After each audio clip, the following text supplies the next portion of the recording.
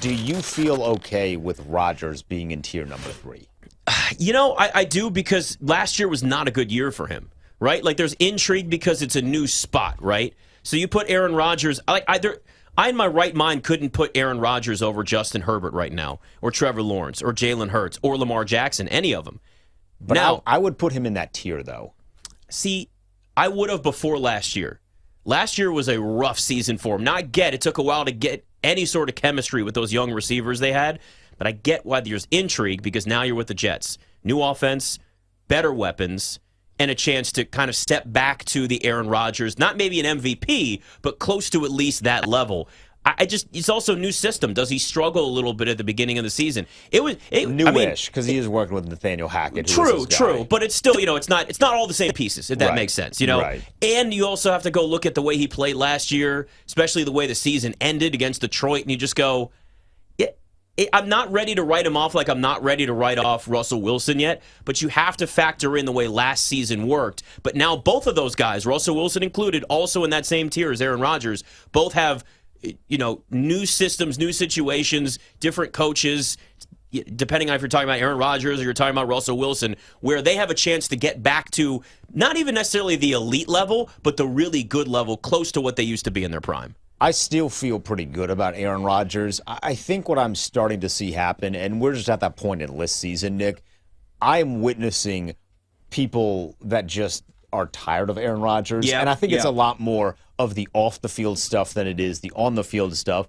And I officially have fatigue of Aaron Rodgers fatigue. I'm at the point where I'm like, if you are just ranking him lower because you're annoyed with him, I'm kind of done with that. Now, what you brought up is a good point, because he's working with Garrett Wilson he's never worked with before. Now, you are bringing some guys in, like Alan Lazard, who's a good player, not a great player. I mean, he's a low number 2 at best, I would say, probably more of a number 3. But I am excited to see what he's going to do with Garrett Wilson, because that does feel like a match made in whatever the version of New York Jet heaven is. I mean, I'm sure Rex Ryan's in there with like toes or something like that, but whatever the version of heaven is. Full feet there. It's not just the toes, it's the full feet. Don't forget that. Rex, please forgive me. And Darrelle Revis is like there in a corner too at some point. On his own island. On his own island, exactly. There you go. Jordan Dajani jumps on with us, covers the NFL for CBS Sports. Been a while since we talked, my friend. Good to have you on. Are you as high on Trevor Lawrence this year as I am? My friends, what's going on? Man, I'm on the radio with Nick and Denton Day. This is like a fever dream, man. These are two of my favorite people. It's always fun to talk football with you guys. To answer your question, well, first of all, you're talking to a journalist from Nashville, but at the same time, yes, I really do like Trevor Lawrence. I was a fan of his coming out in the draft, and it really rubbed me the wrong way that people took his rookie year under Urban Meyer so seriously. Who is the team that you're most excited to see come week 1?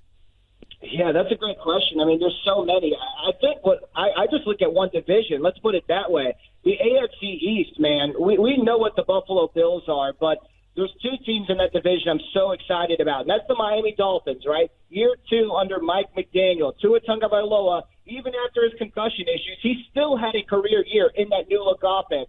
Tyreek Hill, we know what he is. Jalen Waddle might be a top 10 wide receiver in the NFL already, especially when it comes to who he's working under with McDaniel. Devon Achane, the running back that they drafted, track star speed.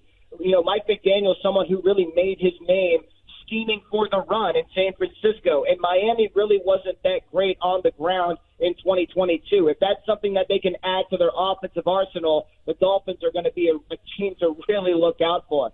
And then how about the New York Jets? I heard rumors that they have a new quarterback, some guy by the name of Aaron Rodgers, right? So, the Jets are a team that, low-key, I've been kind of high on just for maybe the past year or so, because I like what they've done on both sides of the ball. They've got young talent. I mean, how far do I have to go? They have the reigning offensive and defensive rookies of the year at cornerback and at running back. That wide receiving core has been bolstered as well. The offensive line, maybe some question marks. But I really do like what the Jets have had going in terms of team building. And now they finally have a consistent presence at the most important position in the game in Aaron Rodgers. So that's a team with Super Bowl hopes as well. You excited to see them on Hard Knocks, the Jets? Yeah. Has that been officially announced yet? It's not official, but everybody's pretty much saying that this is happening, which to me that was clearly the right choice. There's no team that ever came close to as interesting as the Jets would be.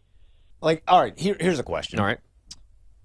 if Dame goes out to lunch to discuss something like this with Paul George and Russell Westbrook, who buys? Because there was one side that was clearly in the wrong because it was Russ's mission at one point to undercut Damian Lillard. He took it in every interview, even in the All-Star. Like, every opportunity he got, he would undercut Dame Lillard, which made it all the more gratifying when that series took place. Who buys the dinner there?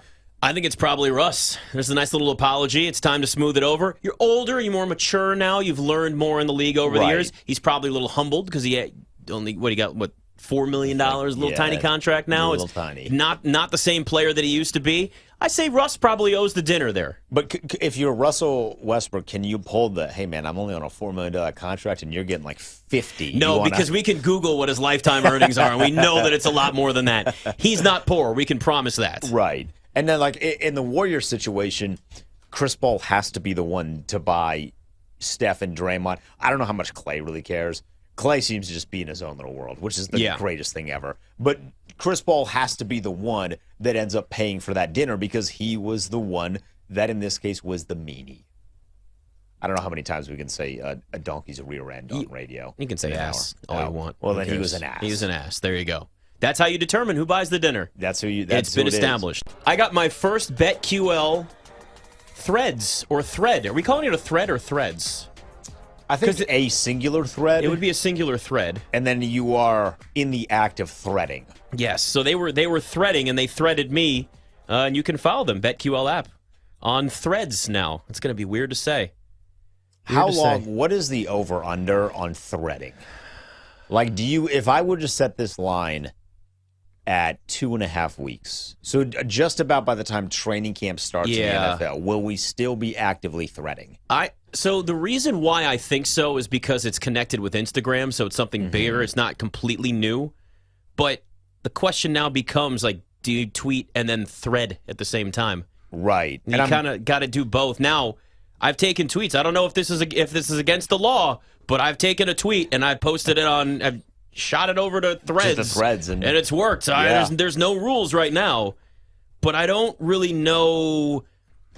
Like, the difference is there's still a lot of comfort and routine of using Twitter. Right. As awful as it is now, as hard as it is to understand, and the setup is just stupid, and the fact that you have to pay for a stupid blue check mark, screw you, I'm not giving you my money. I don't care if it's like nothing every month. Not going to do it out of principle because it's dumb and I earned mine originally. It just like, there's still something there. Like, Twitter still does have the history that this doesn't have when it's Threads, and it's just kind of, it feels clunky. I think it looks good. I think they did a good job with it. It looks sleek. You're just not going to have the same, like right now, most of what you're getting is extra.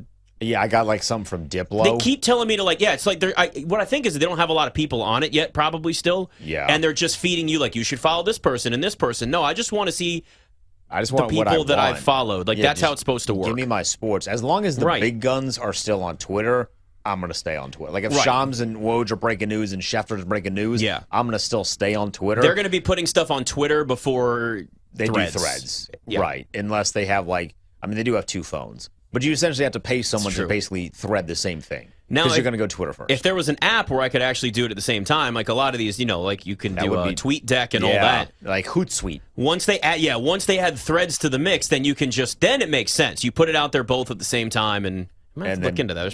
You can probably already do it.